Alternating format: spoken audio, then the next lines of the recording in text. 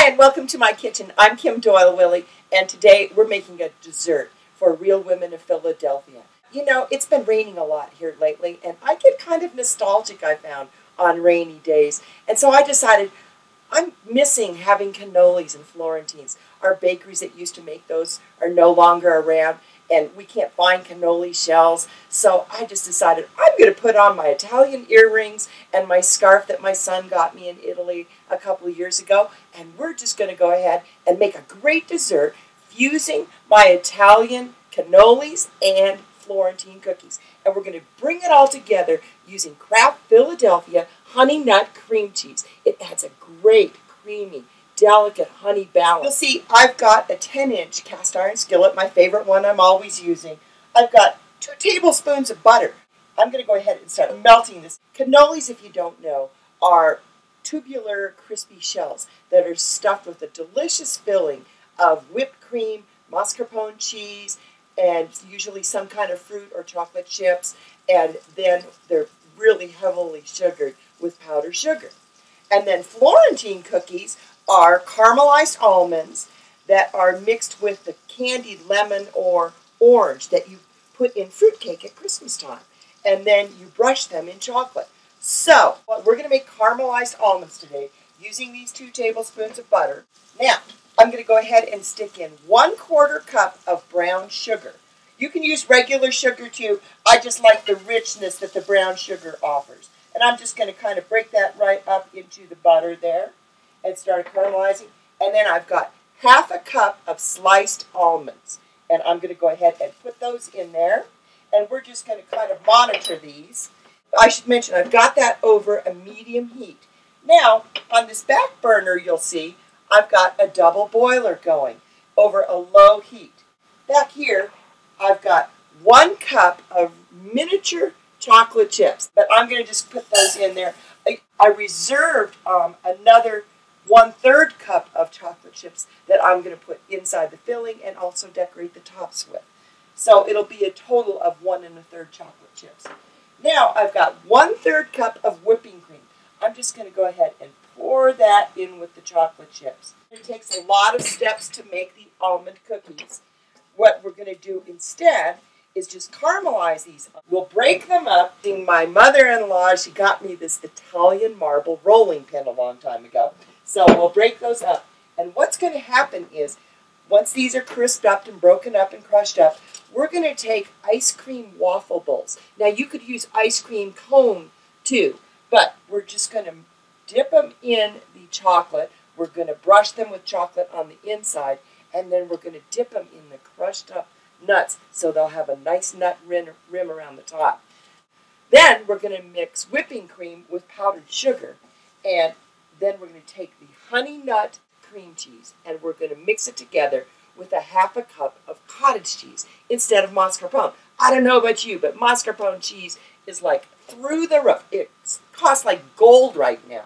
So we'll just make our own kind of lovely textured cheese using the honey nut and the cottage cheese together with the whipping cream and then a little grated lemon rind. See, the almonds are all sizzling and caramelized and ready to go.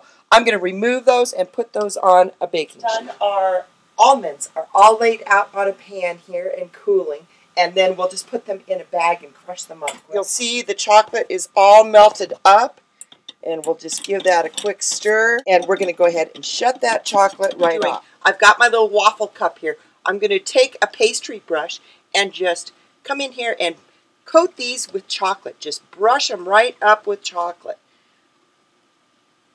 Just like that. I'll go ahead and finish these up, and then I'll show you what I do with the rim. We're going to go ahead and dip our waffle cup right in this chocolate that's remaining in here.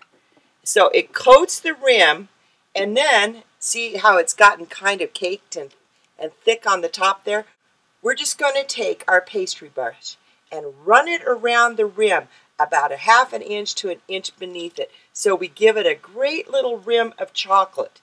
Because then what we're going to do is dip it right in these nuts. Just like that. See how beautiful that is? Now we'll just take and twirl it as we go and coat this outer rim. Now, isn't that a beautiful bowl? And see, now this becomes its own cookie with the filling. See, isn't that beautiful? I'll go ahead and finish up the rest. And I love this recipe because it's so fast. I mean, the whole thing's done in like 15 minutes because it takes about 10 minutes for those cups. And this only takes 5 minutes to whip up. I love having Kraft Philadelphia cream cheeses around the house. And this honey nut is going to taste delicious. What I'm going to do is go ahead and put in a full 8-ounce tub of Philadelphia honey nut cream cheese into this glass bowl here. I love it because it's nutty. You can already smell it. So we're just kind of carrying through with the theme of this cookie already and making it that much more rich and flavorful. Now I've got half a cup of small curd cottage cheese. I used a small curd so we could just whip it in, and it just gives us that texture and gives us a little body and makes it feel like we're having a little mascarpone cheese.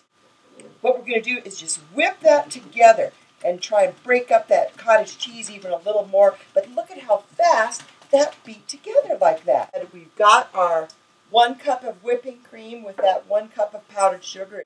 We're going to go ahead and just fold this into the honey nut cream cheese and cottage cheese mixture and try and just leave it so we don't beat that cream down too much, but it makes it nice and light and fluffy for us.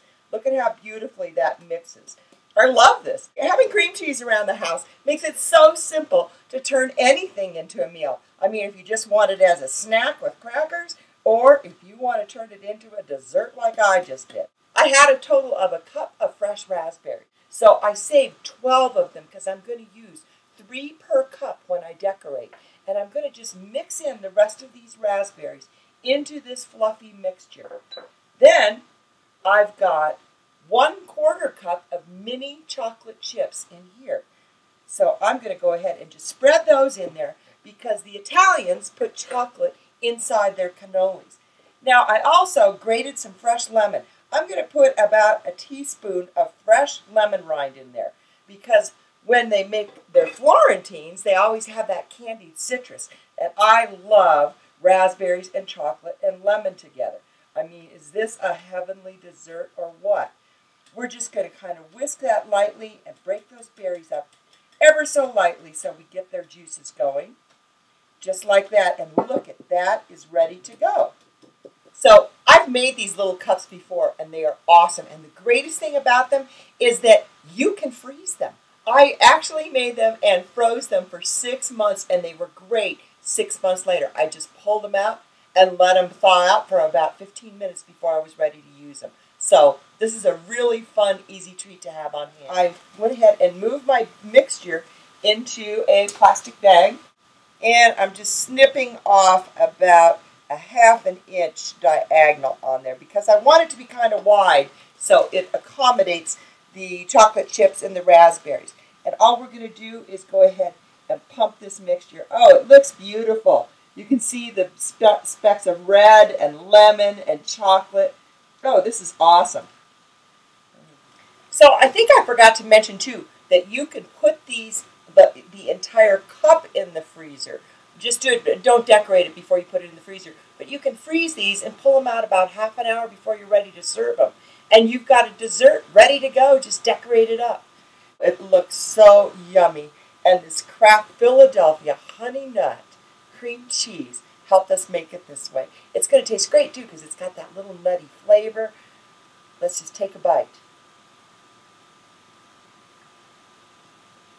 It is so good. But you want to know the secret to eating this cookie? The best thing to do is just to break it.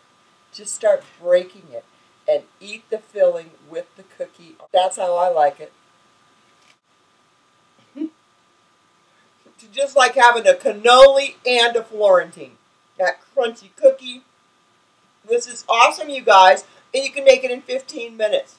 Oh, I just want to tell you all to please remember to spread a little love to the hungry.